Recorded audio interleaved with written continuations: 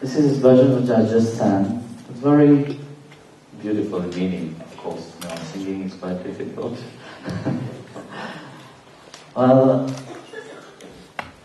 you see, in this version, the first say Malik Tirumandiham, which means reminding us, firstly, reminding every human being that we belong to God. Even if we think that we belong to X, Y, Z, but yet, in reality, all in this universe, not only in this world, in this universe, belong only to the Creator. Even a human being who think that they possess something, or they think this is mine and mine and mine, actually nothing is for human. Only for God. We take what is from God, we give it to Him. Then say, God, you are pleased. So, imagine how wonderful will be this world if everybody think, not realize it, but think about it, but everything belongs to the Divine. What it will be in this world? It will be peaceful. But no, it's the opposite. Everybody wants to have more and more and more. Like the story I told you a few days ago. You know. More and more, then it brings a downfall. Because more you have, more you can't handle it. More you become slavery to it. And then what happens? You're not free. You want to do something, but yet you are not free to do it. Because you are always bothered about what you will lose, how much you will lose, but your time pass on like this. Or you have enough that you have fear to do things in case it don't go right. There's always a break. But God gave accordingly to everybody. When someone is surrendered to His will, when someone is reminded of His love, He gives what is needed for that person. And that happened automatically, you know. Depend on you. Depend on His grace. You can make the first step, but it's up to Him to give the grace or not. If He sees that you are ready, He will shower you with His grace.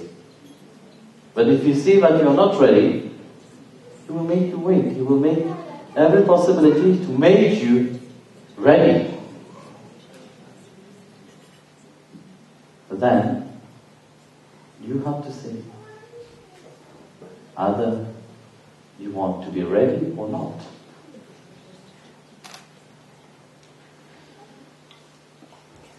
So, with that, I wanted to say something. You know, very often, I have noticed people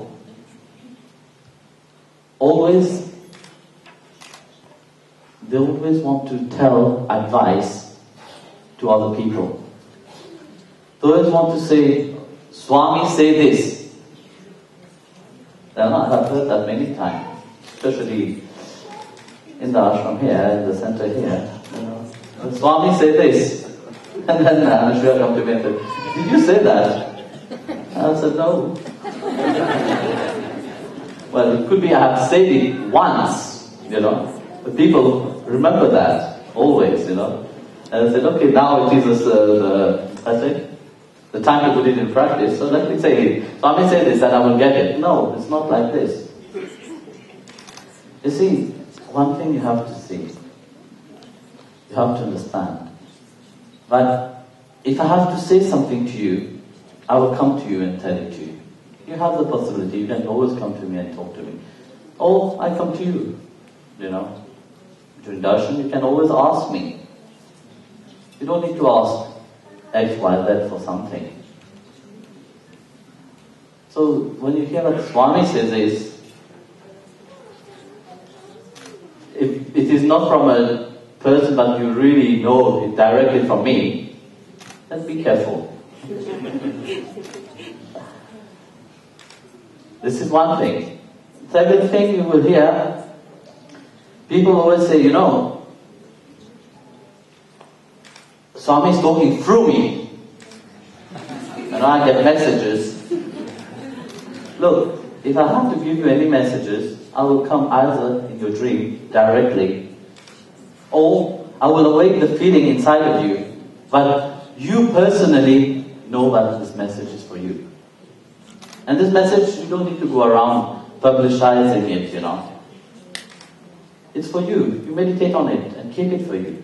So when somebody tells you, Swami have been possessing me or receiving messages or whatever, please ignore that. Because if I have a message to tell you, I'll come to you. There's so many ways, You have only one way with telephone, mobile. As on the other side, you have many ways to communicate. Not limited by the ways, but just to pick up something.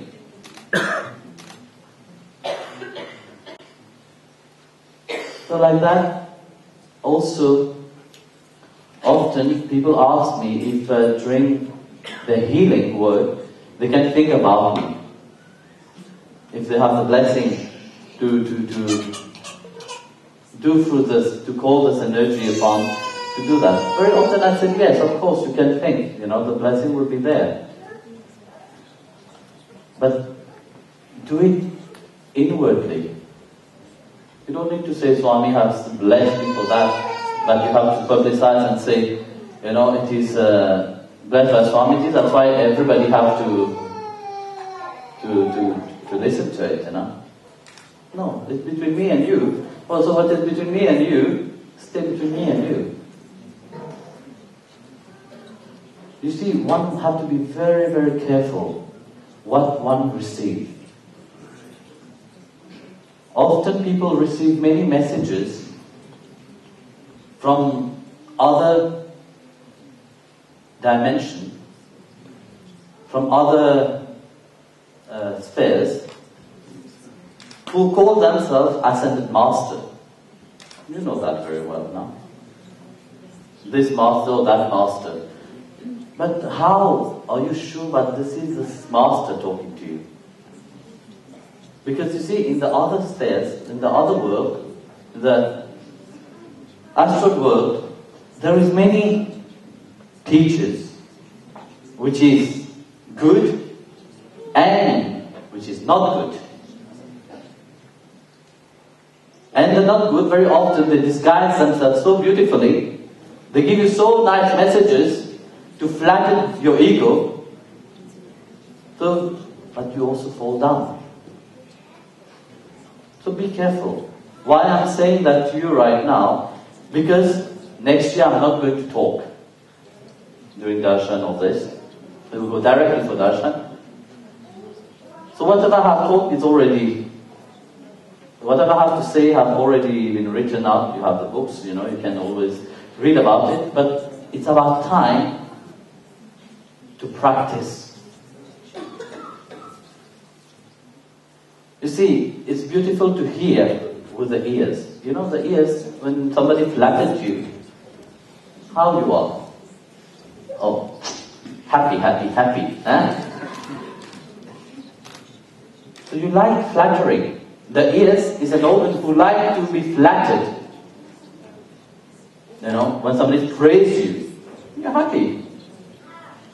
But with that happiness, there is also the pride arising. So, be careful. Try, like Krishna said in the Gita, offer everything to the divine. Whatever you hear, whatever you do, it's only God which is doing it for you. Because if God will not allow that you can breathe, you will not have the energy to do it. If his cosmic energy don't flow through you, would you be able to do anything? No, you will not. So, be watchful of what you hear.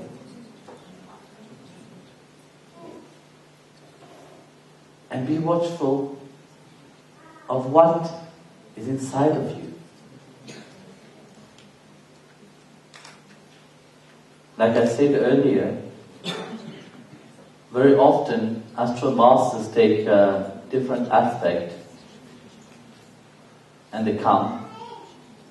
You see, why do you think the Masters are stuck in the astral world? If they're Master, why have not they moved to the other world? A Master normally, whenever he's in the astral world, they always come back on the physical level to help people. They don't like to stay on the astral world because they know the state of the mind of man. And the state of the mind of man, you know about it, I don't have to tell you. And they know, because they are master, they know how much man is influenced by their pride, how much man is influenced by their mind. So why would they, which is in such a high level, talk to the mind of people? Tell me. They would like, if they help, they will help anonymously. They will help, they will do their job without anybody knowing. They don't need to publicize about themselves. They don't need their name to be known.